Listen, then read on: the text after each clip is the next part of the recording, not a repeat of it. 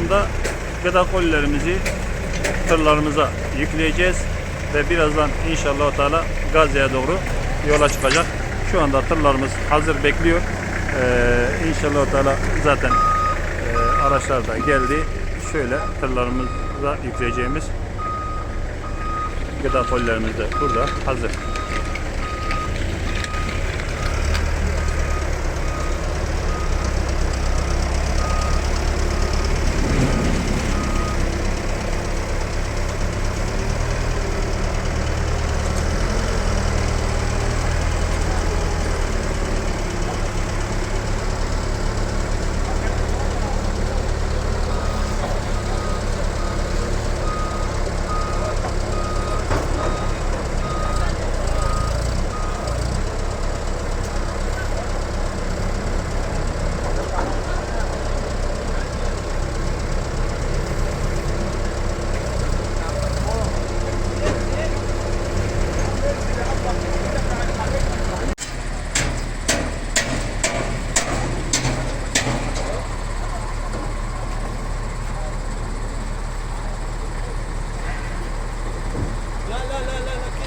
Şu anda Mısır'dayız, İsmailiye şehrindeyiz.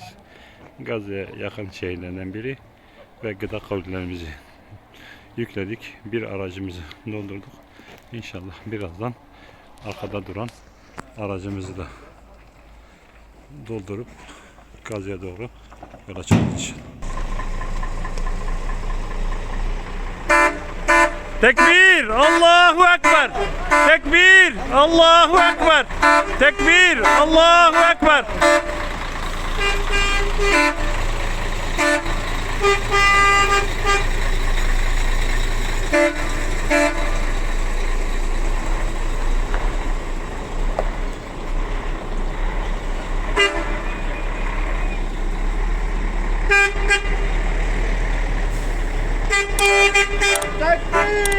Allahu Ekber!